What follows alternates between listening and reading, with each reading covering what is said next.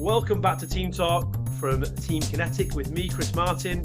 And me, Imo Greatbatch. Team Talk is the podcast that dives deeper into the world of volunteer engagement, gets to know the people who help make volunteering happen, why they do it, how they do it, and what they want to see change. If you're new to listening to the podcast, big warm welcome. If you've listened before, welcome back. Welcome to season 3 of the pod. As we continue this journey, we'll continue to follow the themes of the vision for volunteering. And this season is one of the most interesting, with the theme of power and its role within volunteering.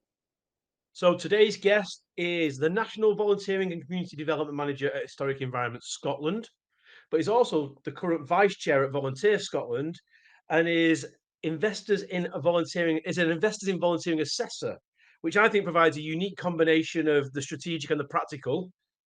Rosie Wylie, welcome to Team Talk. Hello, delighted to be here. So we always like to kick off with a getting to know you part of the pod and understand a little bit about you and your relationship with volunteering, and a little bit of how you got to where you are now and the role that you're in. So tell us a little bit about sort of yourself and your personal relationship, with volunteering, how you how you've found yourself in this strange world that we all inhabit. Well, let's see. So my journey with volunteering began when I was maybe about 18 years old, possibly. I left the sunny shores of Scotland and went off to Australia. Meant to be off to Australia for 6 months and returned 5 years later. Wow. So, okay. Yeah, off Get to lost, Queensland. walk about. Yeah, well, basically, yeah, because I went out, was going to take a few months of a gap before going on to further study, but actually discovered the Australian outback and ended up staying there for 5 years and didn't come back when I was meant to. So out there, out in the middle of nowhere, out in the Australian outback, looking after horses, working with cattle, working in the beef industry. There's a lot of volunteering goes on there that you might not actually really think about. So my first real respect for volunteering was as a volunteer firefighter in the Rural Fire and Rescue Service. So wow, I didn't know that. Okay, interesting. Yeah. So we're kind of covering drinks after conference ground right now, Chris, in terms of the stories. But so out there, they relied a lot on good spirit and people in terms of supporting communities. We were 3 hours from the nearest town. So if there was any emergencies, kind of community services, that sort of thing, they were picked up by well-trained, committed individuals in terms of volunteering. So that's where I really was like, oh my word. So volunteering is something that is really important in communities, but it can really help you grow your own confidence as an individual, where you might want to do your skills, and can also teach you some quite good life lessons. I'll not lie to you. So yeah, did quite a lot of volunteering, as I say, while I was out there, got myself in some quite dangerous situations. Anyway, came back after 5 years and wasn't quite sure what to do with myself after 5 years in the outback. I was a bit feral. So I then used volunteering as a good opportunity to try out a few different things to work out where I was going to go with my career. Before I went away, I wanted to work in production and technical theatre, doing lighting design. I had a place down in Lipa, etc. But realised a career for me in a black box was not going to work and wanted to be in the great outdoors. So did my degree, Sustainable Environmental Management, but still didn't really know where to go. So I did a lot of volunteering for different outdoor services, so ranger services, conservation volunteering, that sort of thing. Sort of dabbled in a bit of the tourism sector as well, on the Old Town in Edinburgh, so some volunteering opportunities there. Did some volunteering with the Red Cross as well in terms of events, because I was interested in possibly becoming a paramedic as well. That was an option. So how old were you? Because obviously it feels like this is sort of, you're in those formative years and you're trying to work out how old were you, and sort of that from Australia through to all these different sort of roles. Yeah, so I went out there when I was 18 and came back when I was 23. So when I came back 23, not knowing really what I wanted to do with myself. I'm 45 and don't know what I want to do, so that's totally okay. Next podcast is going to be on career coaching. Yeah, so it was just key for me in terms of where I am today, volunteering. So if I hadn't committed to volunteering and hadn't really carved out that time, researched the different opportunities, and quite frankly met some absolutely wonderful volunteer coordinators who were committed to developing people and helping that personal development journey. So for me, my strongest advocacy role for volunteering is about personal development. So huge number of reasons for why we all want to volunteer, obviously, and we'll probably stray into this as this conversation progresses. But for me, my main advocacy is around about helping people explore where they might want to go in life, build new skills, connect, etc. So for me, I did some volunteering, as I say, in different ranger services, and that was where I realized, oh, this is where I want to go next. So I started counting flowers in Edinburgh's Holyrood Park. I don't know if you've heard of Arthur's Seat, the massive extinct volcano that we have right in the middle of our capital city. And counting tiny little flowers, purple milkvetch, I think they were called. Anyone could come and do it. You could just drop in, rock up, do the survey and leave. So it was really flexible. But they also said to us, oh, you can become a volunteer ranger. You need a little bit more experience. You've got to apply for it. So that's where I went down that road, because I'd done some other volunteering with some other ranger services in Edinburgh, got a position as a volunteer ranger based on that experience and my degree as well coming into it. But actually, to be honest with you, my degree is just a piece of paper now. I fail every single exam going if I had to resit it. Became a volunteer ranger and then got a job as a seasonal ranger, and they told me it was based on the volunteer experience I had. Got that career, first very, very slight transition there into actually paid employment. It was in 2010 at that point as well, so it was during that recession at that time, so hard to get employment. Took that opportunity, and then that's where the journey really begins into professionalism in terms of volunteering, because I then became a community ranger, and part of the community ranger's role was volunteer coordination within the ranger service, and then went on to different progressions with now Historic Environment Scotland. I mean, that is quite a journey, Rosie. It didn't really feel like it. It was actually quite an easy journey. Natural. Yeah. But also, I guess I was very fortunate to come across well-managed, clear volunteering opportunities. If they hadn't been, could have been a completely different story. Yeah. You certainly went down a more formal route as a volunteer. Yeah. And I guess just reflecting on that, looking back now, what was, not everybody has necessarily the same kind of experience you had in that more formal volunteering. You mentioned about having some good volunteer managers.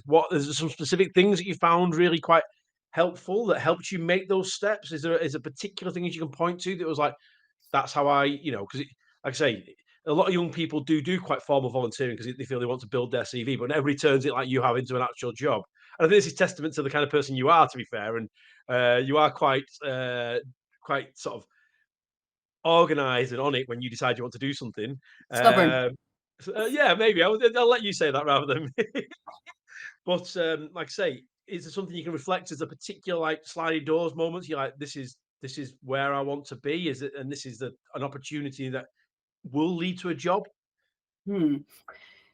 So, I mean, there's a definite, as you say, that kind of sliding doors moment. So I can articulate to you the moment that things took a shift where I knew that I could have a career in volunteer development. If that's what you're asking about, is what really was that career, or are you asking about the early experience I had and the other people who were my volunteer coordinators?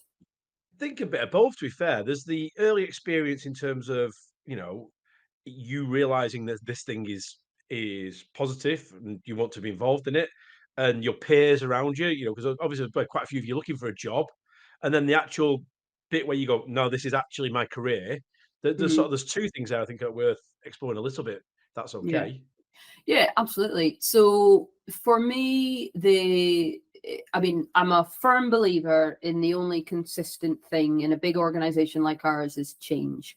And so you've always got to be open to the fact that was happening. Yeah. So timing wise for me, I was fortunate that when I was in that very early stages of my career, I had a wonderfully supportive manager who still is in the organization at the moment, leads the Ranger Service, and is really, really great at personal and professional development of individuals, where there is a topic that it's becoming quite apparent that a person's good at it, has a natural affinity for it, and that they also want to develop in that. So at the time where I'd gone from volunteer to seasonal ranger to community ranger. So I guess there's 3 transitional steps there in terms of the responsibility. And when I was a community ranger, the main role at that point was the volunteer management, but we had made a decision to go for some volunteer development and try and improve that overall package for other volunteers, which was a really wonderful project for me to get my teeth into. But I was fortunate, because I don't think that this is as common, is that the organization invested in qualifications for me in volunteer management. Okay. And that isn't, a kind of common practice when you get people applying for jobs in volunteer development or coordination and such, like, to have those qualifications. So I've now got, at the time, I think it was the equivalent of second year of a degree qualifications from Volunteer Development Scotland at the time, now Volunteer Scotland. And so that was a real key moment for me in getting that focused development and being able to do those qualifications. And then we kind of reviewed and improved and benchmarked and tried to create a bit of a gold standard, if you like, of the volunteering experience that we had in just a kind of quite a small scale. And I think if I hadn't had that opportunity and my timing hadn't been that I'd come in at that point, would my career have progressed into where it is now in terms of volunteer development? Probably not, because I probably would have had done some other person focused project. And bear in mind that my job that I have, kind of half of it is that national volunteer development and half of it is community development. And the common factor for me is person focused engagement programs. Yeah, that makes sense. There's a real sense of this person focus, people development, culture. Have you found throughout your journey and all the organizations you've connected to that has been a consistent theme, or have there been organizations you've been within where you've seen that's a missing part of the volunteer engagement piece? As in the focus on making sure that every volunteer experience is excellent on an individual basis for a volunteer, do you mean? Yeah, and that people development pathway approach. So you were very clear of your opportunities as been training and qualifications around the journey and a very much nurturing environment around the people. Have you seen that consistently everywhere through your journey, or are there areas that you think the sector could be better? Oh, absolutely not seen it consistently. I couldn't even count the number of volunteer coordinators, volunteer managers, volunteer program developers who've said to me, oh, my kind of area within my organization is not seen as a profession in its own right. It's not given a priority. It's not given proper budgets. It's not given proper resourcing. I don't have the time to do everything I need to do. I don't have the training and development needs I do. Everybody just expects that volunteers will have a great time and it'll all go well. And actually, it's a kind of sister to HR functions, it doesn't have employment law, et cetera, comes with its own challenges. You're trying to manage a group of individuals that are donating their time for free. And so their motivation obviously is a love and a passion for the kind of area that they're going to be supporting, but they don't have the contracts, they don't have the monetary motivation, etc. So that comes with huge challenges that needs a huge amount of time to get it right and to do it well. And so many people that I speak to feel that there is a lack of awareness from the people that they work with, their leadership, etc., that it is a profession in its own right. So as I say, I think I was in a very fortunate position in where I was back then. I mean, I do speak to some other peers that do have similar experiences, but I think it's one of the challenges on where you are in an organization and that kind of influence that you can have on policy and strategy, and where your role lies with that will dictate really the infrastructure within an organization. And as I say, that kind of respect for and investment in the topic of volunteering. So I would say I've encountered quite a scale, and it's weighted to the end of people feeling frustrated and not as supported as they should be. I think that speaks to that power dynamic that we're talking about as well. The power of the volunteer in an organisation is often quite small and quite low, even though the impact of that volunteer can be quite large. And Yeah. we're really thinking about soft power, I guess, in that respect. And as a volunteer manager within an organisation, often you sit, like you say, within a HR function, and sometimes the HR function doesn't necessarily understand the volunteer part of that. Why haven't they got contracts, and why don't they turn up when we tell them to? And what do you mean they've done this, and what do you mean they've done that? So I think that talks to an interesting power dynamic you see within organizations to how you build the business case for volunteering in of itself is a challenge, and how you get volunteering at board level to be recognized for its value and its challenges. I think that Mhm.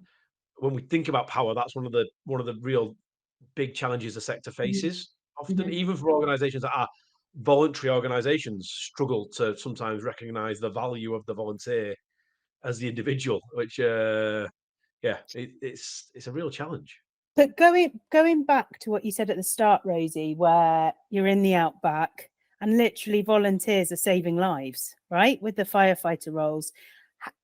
Is that like, you've mentioned that they were really clear, there was a really structured training program. Is that because lives were at risk?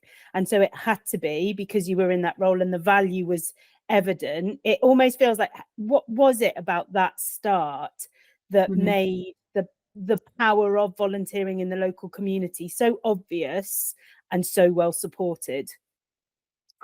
So I would say that goes back to business models in terms of volunteer engagement. So where an organization is reliant on volunteers and gets that message out, will give it will give an investment from leadership that has to be given because their business model is reliant on said volunteers existing.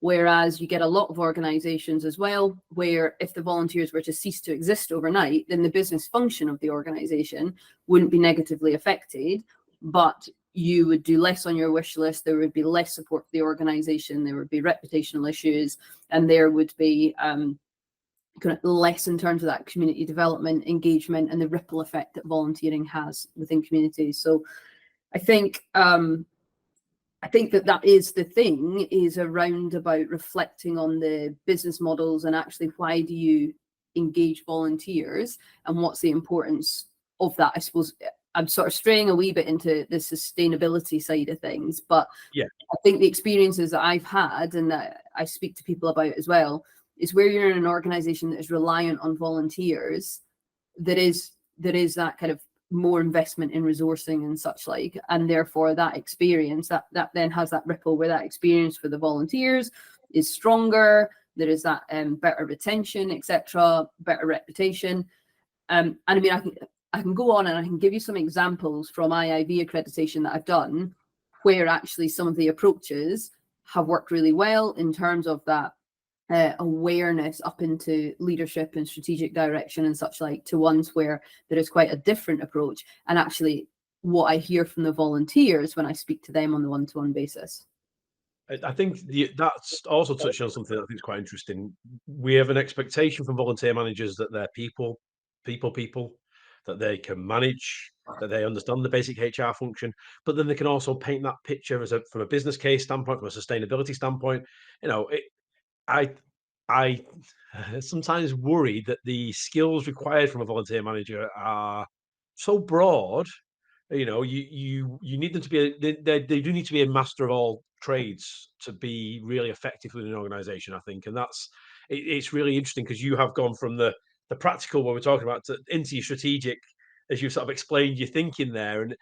And not necessarily all volunteer managers are equipped with those skills to be able to do that. And I think that is a real challenge within organizations to help a volunteer manager paint that picture and help them create that business case. And yeah, this is more me just making a point rather than asking a question. So I'm just wondering, That's what I my think own little, I would say there, I think the way that that's coming across is that you're painting a picture. Maybe it's from your own personal experience, Chris, I don't know, of a lot of weight on a volunteer coordinator, but it's Yeah. quite rare, obviously, to get volunteer coordinators who aren't in that structure of support in terms of that line management. And for me, that's alluding to faults in relationships and management approaches there in terms of what should sit on said volunteer coordinator's shoulders. Because very often, actually, you know, you can share the load, and I think sometimes some of my peers would probably be like, no, but I do think that it is sometimes brought on personally by individuals wanting to be a part of everything, try and do something. Because I think there's a thing about every volunteer coordinator. It's like the sort of like this club that unless you're in it, you don't know how amazing it is, because the type of people that we are, and like Imogen, I think I'm sure you're like this as well, is that we're really energetic and passionate, and we love people and connecting people and giving the best experience. And you know, it's a privilege getting to work with people who donate their time freely to an organization to support it without financial contribution. And so getting to work with those individuals is a really special thing. And so I think sometimes you stretch yourself too thin to try and support those people and try and give that experience, because those people are donating their time thinly. So I think there's like, I think it's a bit of a grey area, I suppose, is what I'm thinking. But you definitely. I was in a room full of volunteer professionals at we had a Sport England engagement day where those involved in active partnerships and sport governing bodies were coming together, and exactly what you described was filled within the room: energy, passion, people just wanting to do things right. But I think what's really interesting is where you talked about the qualifications and the process that exists around volunteer management or engagement, as we're moving more to, there is an element that you learn how important boundaries are through that process, and how important managing expectations and not over promising and under delivering, but having agreements instead of contracts. And Chris, where you talked about where there's HR piece, I think there's a responsibility on us as professionals in that sector in how we support and guide other sectors to understand the transferable elements, and the fact that in HR you recruit, support, transition talent within organizations. Well, that's all that we're doing in its simplest form of volunteering, but it's just around being mindful of volunteer legislation. So I guess coming back to your point, Rosie, and this concept of power, there's an element within power that you can get stuck in thinking of, well, it's the board, it's the top level decision makers. But actually, what we heard from your very, very initial encounter was the power, when power's devolved to the community, actually how powerful that can be. And I just wondered whether you could talk us through, moving into your current role, how do you get that balance between national policy and local activation and engagement? Well, this takes us, I think, on to Make Your Mark.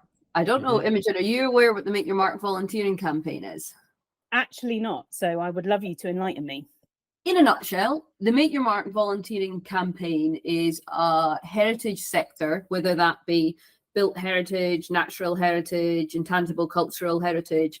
It is a campaign that aims to increase the number and diversity of people volunteering across heritage in Scotland. So Make Your Mark is linked to the national strategy, Our Past, Our Future, and it's the kind of volunteering development answer, if you like, within this national strategy about supporting the historic environment. So Make Your Mark is around about delivering events for volunteer managers in terms of upskilling. So we've got a whole program, annual program of free events that we put on. It is about developing tools and advocacy approaches. So we launched late last year, inclusive toolkit for volunteer managers. If people want to find that, I'm going to put a link to that in the bottom of the pod notes. It is phenomenal as a tool for inclusion. I think it's one of the best ones I've seen. Lovely.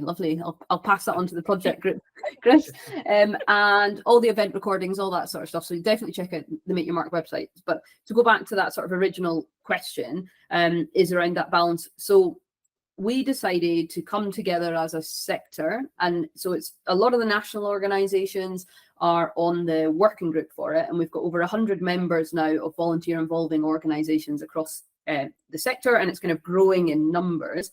But a really good thing about Make Your Mark is there is the volunteer organisers network. So they work in partnership exclusively with Make Your Mark.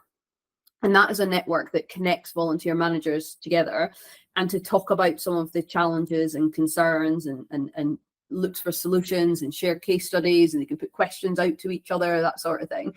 But so that's the kind of part of Make Your Mark all around about supporting and engaging volunteer managers to try and come together and feel like they're part of this community and share resources. And we've created a portal that's powered by Team Kinetic, and that was a major step forward in creating this marketplace. So organizations go onto it, they advertise their opportunities, and then this is where we come to Imogen, your question around about that kind of volunteer engagement and community participation side of things. So we are now also growing a volunteer community of volunteers who have signed up to Make Your Mark.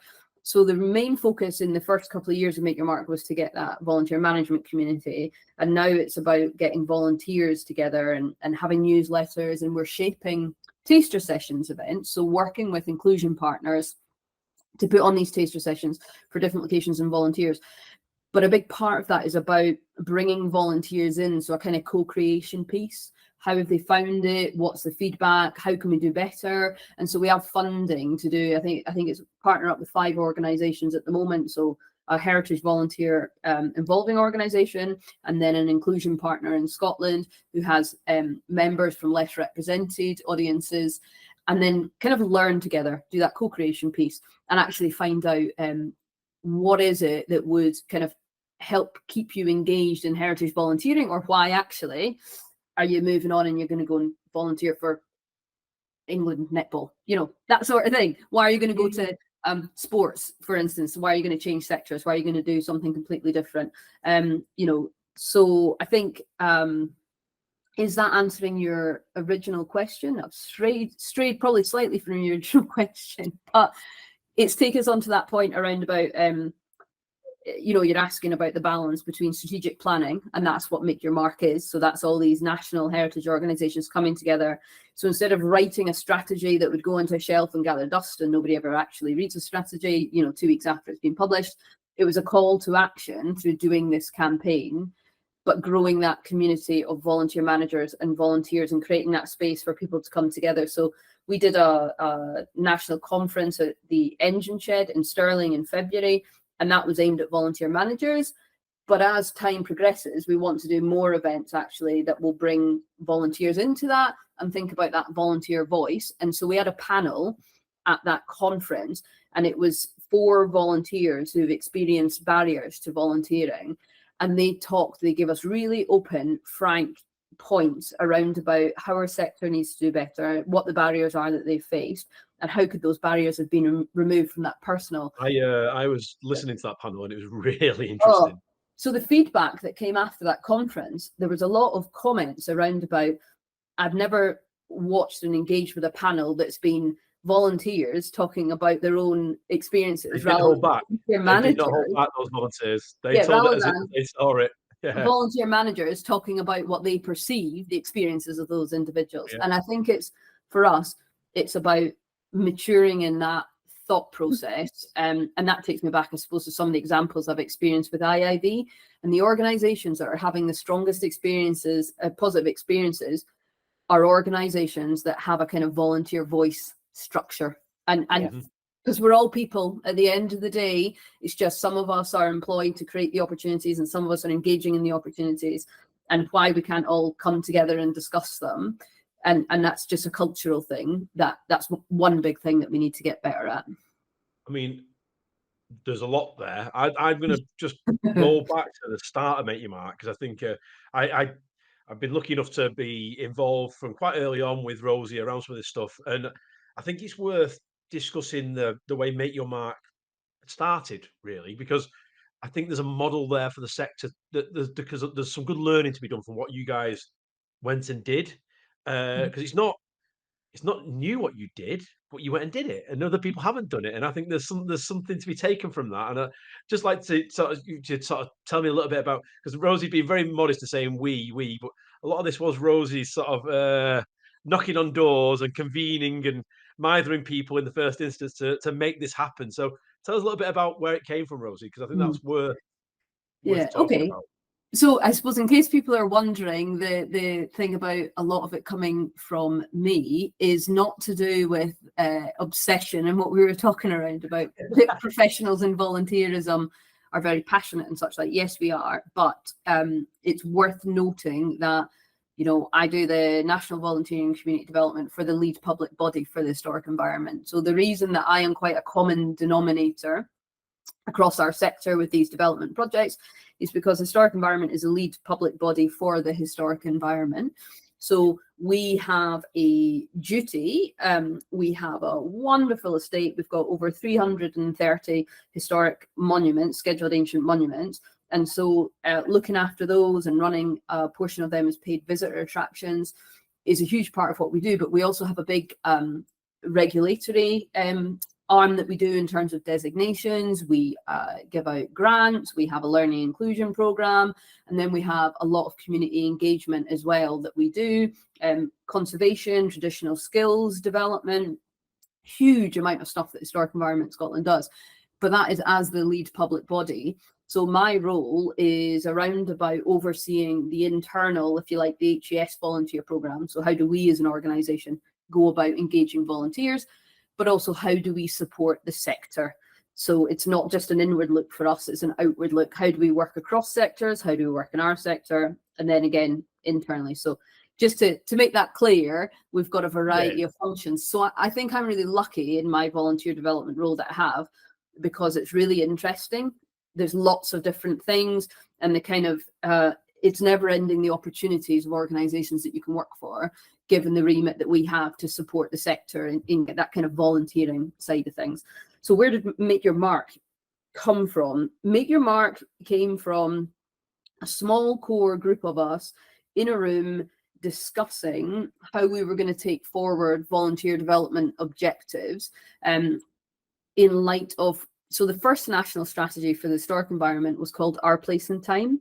And then you heard earlier on in the conversation, I referenced Our Past, Our Future, which was the second kind of second life, if you like, of that national strategy.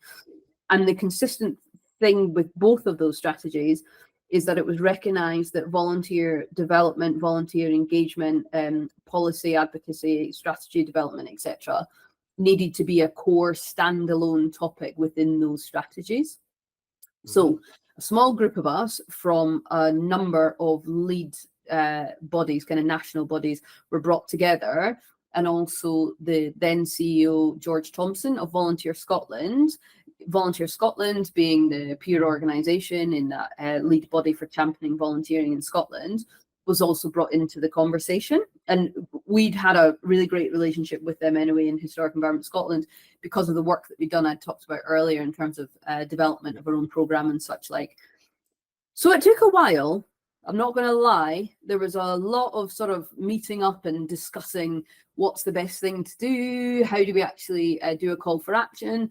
Some people were keen to write a sub-strategy, but writing a volunteer strategy within a strategy for a sector that's got loads to do, where do you even start with that? And the type of people that we were in that original working group, we are like, you know, program designers, engagement program designers. We're not from policy and strategy teams. You know, yes, we do write policies and such like, but none of us wanted to write a volunteering strategy. We weren't keen on that idea. We wanted to actually do something tangible. And that's where we came up with the idea for the Make Your Mark volunteering campaign. Why not? Why not just launch a campaign that is a call for action, that creates communities for people coming together, training, upskilling, this marketplace that Team Kinetic powers, the volunteering toolkit, you know, all these things actually have these tangible outcomes. And then that's much easier as well to build a project plan for. So we were doing well. We were kind of shaping things. It was coming together. I went off on maternity leave just before the pandemic, in the June before the pandemic. And then when I came back, it was into a whole new universe, because I came back in June of the first year of the pandemic and found ourselves in this digital universe. You know, what on earth is going on here? This is really strange. But actually, a silver lining, I suppose, for Make Your Mark, is that we were able to actually design a digital delivery model really quickly, virtually overnight, actually, for Make Your Mark, because all of a sudden people wanted to take part in digital events. People wanted things to do. So we were able to put on these mini conferences online. We were able to do these case study events. We were able to work with your teams, Chris, to build the volunteer recruitment portal online. None of that needed to be in person.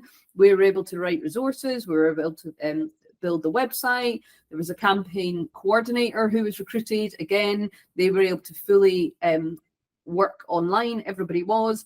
The Volunteer Organisers Network, which is VON, it's shorthand. Again, they were able to all come together because people were able to kind of have that connectivity. So Make Your Mark actually probably really thrived in that volunteer managers in our sector had something to align to. They had things to go to. They had people to talk to. So that was kind of the first couple of years of it. Yeah. The fact that there's lots of networks already out there, but having something to do with that network is quite powerful. You know, that we see lots of them in the sector of specialist interest groups, and the power of convening in and of itself is great.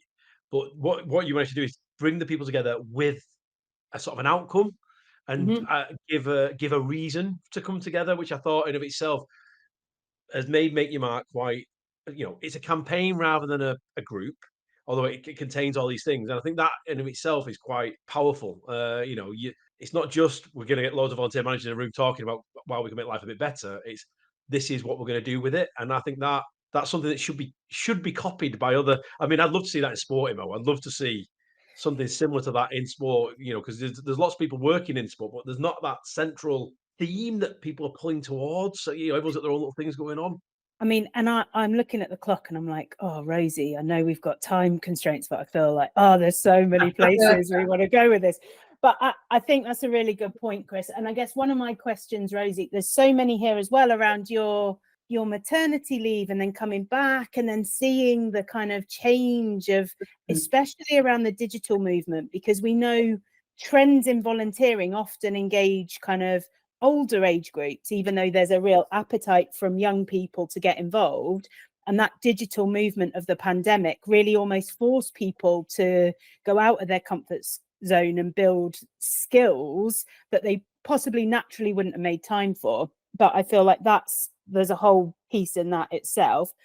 Something I wanted to come back to is you talked about this core catalyst group that started it. Could you share with us, and you also use the word stubborn, which I'm going to change to perseverance because I feel like that's a better word. When you were in those moments of clear on purpose and motivated, like describe some of the things that got you going. And then when you were in moments, if you had them, which I'm sure you did, of I can't do this anymore, or why am I doing this?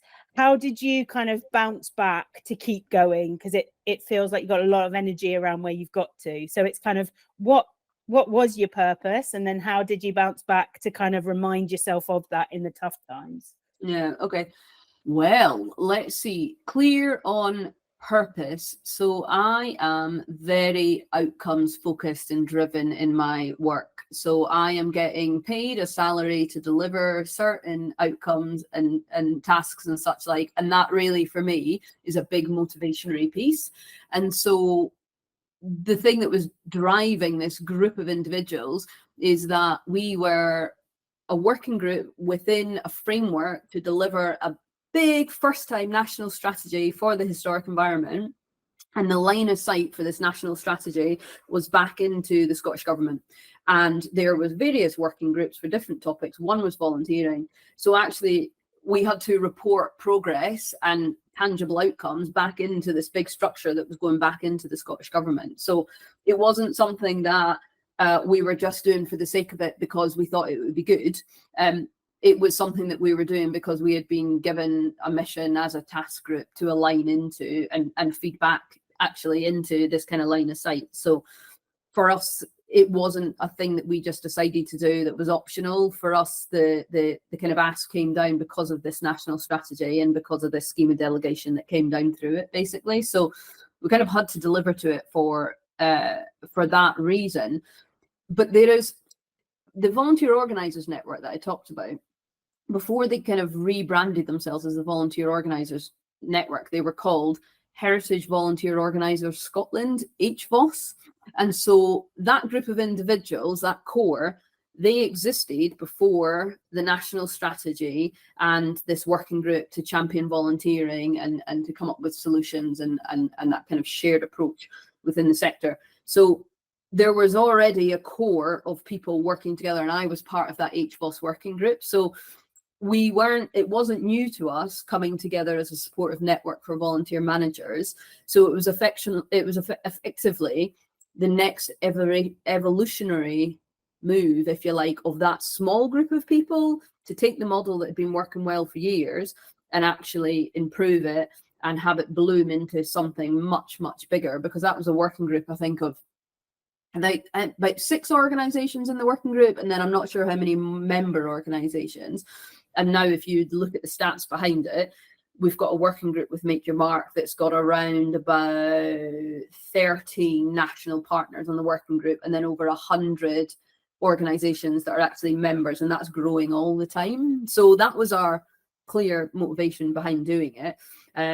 Did we have any moments where we thought, I'm not too sure. I think sometimes the conversation stagnated a little bit to do with some people wanting to do that more strategic desk-based exercise of something people could read and align to versus the number of us that are outcomes focused, events, engagement, people side of things. Let's do fun things. Let's get together and talk.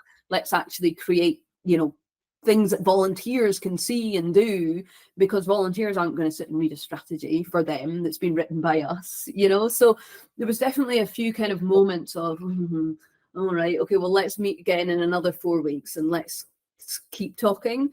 But we got to the point where the folk that were keen on actually this tangible outcomes focus kind of call to action went forward. When I went off on mat leave, and then when I came back off mat leave, there hadn't been a huge amount of progression. I think some of the challenges are, so I guess that's one of these moments of, what's happening here, is that in some organizations where a volunteer developer or volunteer manager leaves an organization, they aren't always replaced too quickly, depending on that business model we'll go back to. So because of the pandemic, some people lost jobs, some people left jobs. It was massive, it was just huge overnight change. So it had to sort of cough back into life, I guess, the discussions and where we're going. And that was that decision around let's do a digital model. And have you seen much engagement with other sectors? So it's very much around heritage and that catalyst, but you are place-based within communities. Mm-hmm. Have you seen much synergy with sector like sport or within those organisation crossover or appetite to crossover? Do you mean in terms of the work that we do, or am I seeing the work that we do replicated in other sectors? Either or. So it could be, are they coming to the table, or are they saying, hey, can we pinch this with your permission and roll it out in our sector? So a big step forward is that we got funding from the National Lottery Heritage Fund for 3 years for Make Your Mark. And part of that was being able to fund inclusion partners. So on that working group, we now have Glasgow Disability Alliance, Jambo Radio, Amina Muslim Women's Resource Centre, and the Scottish Refugee Council. And so those organisations bring up-to-date, current advice, guidance, ideas, and advocacy to us. So that was quite a sea change in that actually we were getting advice and direction, and we had these organisations to talk to and say, what should we do? How can we do better? Why aren't your members engaging with us? What is it that we're doing wrong to not make our sector attractive? So working with those inclusion organisations has been wonderful. So I think that kind of a cross-sector approach that we're taking, so working more into the third sector and these charities, is a huge thing for Make Your Mark, and we've got funding to carry on with that for another 2 years. So that was a kind of big step forward for us. Where you're asking about other sectors and the kind of learning there, we're at the point now where we're having to say no to requests to do workshops on our toolkit, have calls to talk about the learning, give presentations, all this sort of stuff. We're not saying, no, we won't do it. We're saying, no, we can't do it this month, but we can do it in 3 months' time, because that's when you can get onto this roster that we now have basically in the working group. So we're kind of getting booked in to do stuff even into the back end of this year, which is amazing because I was at the launch, and you had 100 people in that room. It was full, and there were from people right across the sort of the Scottish the sector. gathering. Every part of the sector was represented, I think, in that room, because of the quality of the work you'd done and the partners you'd worked with. It was I think there is definitely an appetite out there for that kind of level of work. And one of the outcomes for some of the funding that we got as well from Scottish Government was about knowledge share and transfer across sectors. So what we do and develop, we share that with other sectors. So that's really important. And as well, Make Your Mark, as well as aligning into the Volunteering for All action plan. So that's a Volunteering for All framework that the Scottish Government work with in partnership with Volunteer Scotland, who are responsible for the engagement and delivery around that action plan, and Make Your Mark aligns into that. We had Alan last week, so Imo's all over the action plan now. Oh, there you go. Brilliant. No, it's amazing, and it's so exciting to hear, because it feels like it's not just discussion about it. You're actually building that traction through action, as they say. Through action. I like that. You've heard it here. Tagline for the episode. Love that. We're coming up to time, so a couple of quickish ones for you. I say quickish. This won't be quick, I know it won't, but we'll give it a go. Where next, Rosie? Where next? What do you see the big challenges coming down the road, and where are the big opportunities? Oh, that's a whole different topic for a different podcast. Part 2 of the pod. Gosh, wow! I was reflecting on that because I knew that you were going to ask something like that. I think it is about connecting more with volunteers and listening and talking and understanding what do volunteers really want, what's the realities of why people aren't able to volunteer. I think the thing is that what next for us in Make Your Mark and like our sector, and I think, any sector really, because it's good practice principles, is about collaboration, relationship development. So those 4 organizations are inclusion partners that I'd mentioned. They are the people who can connect with their members and set up these group discussions. The volunteers that we had that I talked to our volunteer conference, they talked about the barriers. They talked about why it's not attractive to come to these organizations, or why I'm in that sector, and they were sharing some real horror stories of experiences that they'd had as volunteers, and oh my word, stuff to be avoided. So I think it's around about, we've come out of the pandemic, there's been lots of research in terms of impact of COVID, there's the cost of living crisis, there's huge fatigue and exhaustion, there's different priorities. People are kind of changing, I think, as well, in a mindset of their standards against themselves. You touched on boundaries earlier, and actually people realize that this thing about donating time freely is you should have an excellent experience. So if they're not giving me an excellent experience, but I've heard that they are, and they look really attractive in the way that they're marketing their volunteering opportunities, well, I'm going to go there. We haven't talked about IIV, but that's a big thing around the Investing Volunteers accreditation and such like. So I think it's around about, again, it's that rethink of everyone needs to be like, are we keeping up to speed with the expectations that people have? A lot of people tried volunteering in COVID as well, and they understood the benefits for it and such like, but also their expectations have shifted a little bit in terms of that experience. So I think it's about people being mindful of that.